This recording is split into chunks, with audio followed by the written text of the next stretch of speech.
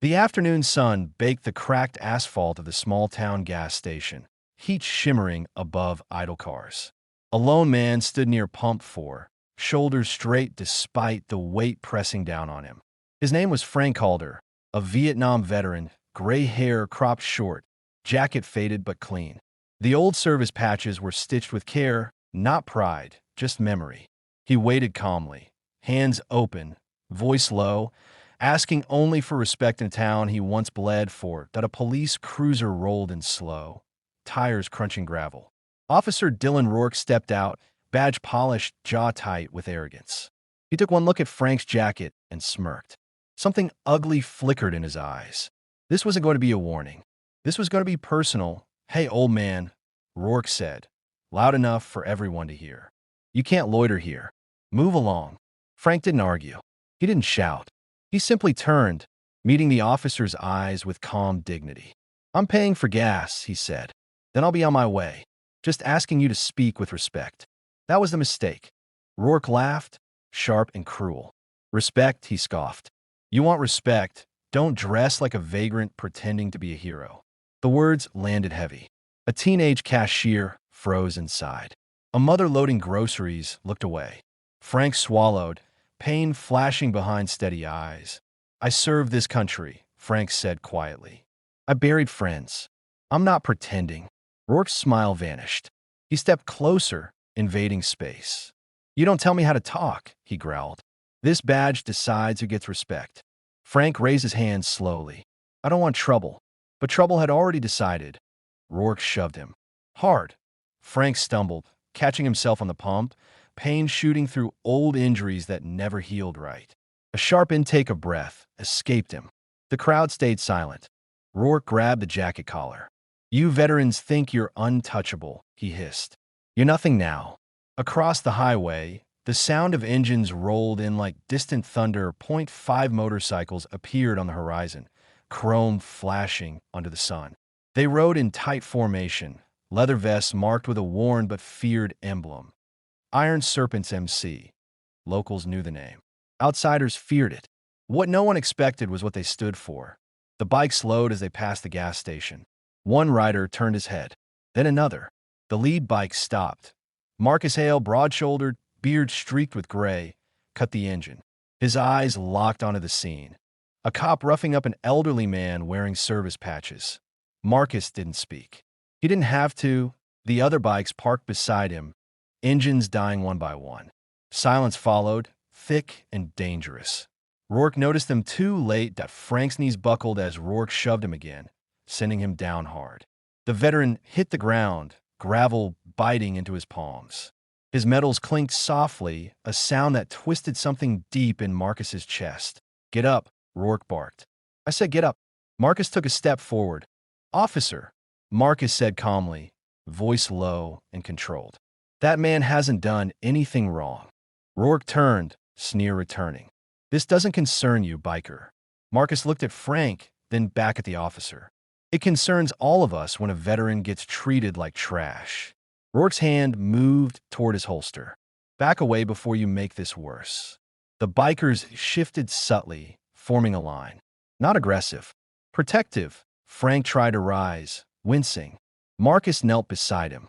"Easy, brother," he said softly. "We got you." Frank looked up, confused, eyes wet with pain and pride. "I didn't ask for help." Marcus nodded. "You shouldn't have to." Rourke's radio crackled. He ignored it. His ego was burning now, eyes darting between the bikers. "All of you," he snapped, hands where I can see them. Marcus stood slowly, never breaking eye contact. "You already crossed the line." Rourke laughed nervously. "You think your little club scares me?" Marcus's voice hardened. "No, but what you're doing should." A semi-truck roared past, drowning out the tension for a second. When the noise faded, the world felt smaller, tighter. Rourke shoved Frank again with his boot. That was when everything changed. Marcus's jaw clenched. Memories flooded him.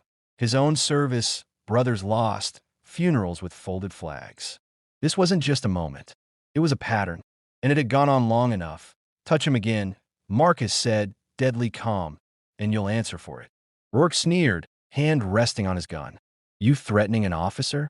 Marcus shook his head slowly. I'm warning a man who forgot what honor looks like.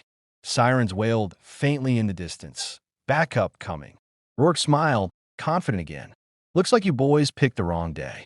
Marcus glanced at the incoming sound, then back at Frank, helping him to his feet. No, he said quietly. You did. The wind kicked up, dust across the station lot. The iron serpent stood firm. Frank leaned against Marcus, shaking but unbroken. And somewhere deep inside that town, a reckoning had just begun. The sirens grew louder, slicing through the heat like a warning blade. 2 more patrol cars appeared at the edge of the station, lights flashing, dust kicking up as they braked hard. Officer Rourke straightened, confidence flooding back into his posture. He stepped away from Frank and squared his shoulders, playing to the arriving audience. Marcus didn't move. Neither did the iron serpents. They stood like a wall, engine silent. Eyes sharp point. One of the new officers, Sergeant Linda Perez, stepped out first. She took in the scene fast, the veteran leaning on a biker, the tension in the air, Rourke's flushed face. Her jaw tightened. What's going on here? Perez demanded. Rourke answered quickly. This man was causing a disturbance. These bikers interfered. Frank tried to speak, but his voice trembled. Marcus placed a steady hand on his shoulder. With respect, Sergeant, Marcus said calmly, the only disturbance was your officer putting hands on a veteran who asked for basic respect. Perez looked at Frank's jacket, the patches, the medals. Her eyes softened for a split second. Is that true, Officer Rourke? Rourke scoffed. He refused to comply. Marcus held up a small phone. Then you won't mind the video. A ripple moved through the crowd. The teenage cashier had come outside, phone raised, recording everything. Another bystander nodded. I saw it too, the woman said quietly. He didn't do anything. Rourke's face darkened. Turn that off, he snapped. Perez raised a hand. Enough. She turned to Marcus. Lower your voice. Marcus nodded once. We're not here to fight. We're here to make sure this man gets home safe. The iron serpents shifted again, tightening their formation around Frank without touching him. It was protection, not threat, and Perez recognized the difference. Rourke stepped closer to Perez, voice low and urgent. You're really going to take their side? I'm taking the side of the truth, she said sharply. Step back. Rourke hesitated. The sirens cut off. Silence returned, heavier than before.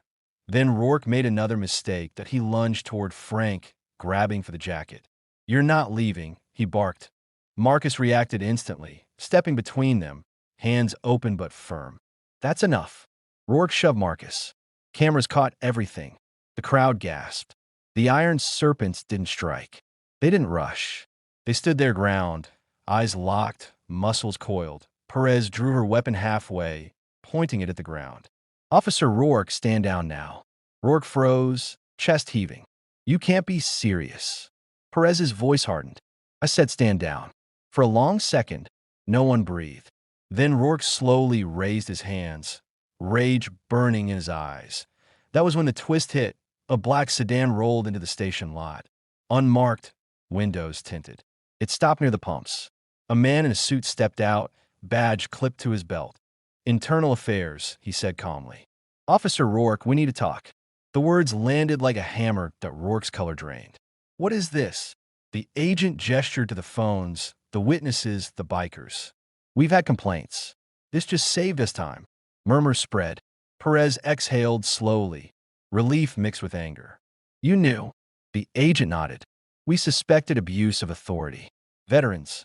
Drifters. Anyone he thought wouldn't fight back. Frank closed his eyes, pain and validation washing over him at once. Rourke lashed out verbally, voice cracking. This is a setup. Marcus spoke quietly. No, this is consequence. Perez stepped forward and placed cuffs on Rourke. You're relieved of duty. The click of metal echoed louder than any siren. Rourke was led away, shouting protests that no one believed. The crowd watched, stunned. Justice, raw and unexpected, had entered the lot. The internal affairs agent turned to Marcus. You kept this from turning ugly. Marcus shrugged. We just stood where we should. The agent nodded, then looked at Frank. Sir, are you hurt? Frank straightened, despite the pain. I've been hurt before, he said. but I'm still standing. Perez offered him a bottle of water. I'm sorry, she said quietly, for what he did. Frank accepted it. Thank you for stopping it. The iron serpents began to relax, tension easing but not disappearing. Marcus helped Frank sit on a low concrete barrier. You didn't have to do that, Frank said, voice thick. Marcus smiled faintly. Yeah, he replied. We did. The sun dipped lower, shadows stretching across the station. Engines started in the distance. Life tried to move on, but something had shifted. As the patrol cars pulled away with Rourke inside, Marcus looked at his brothers. This isn't over, he said softly.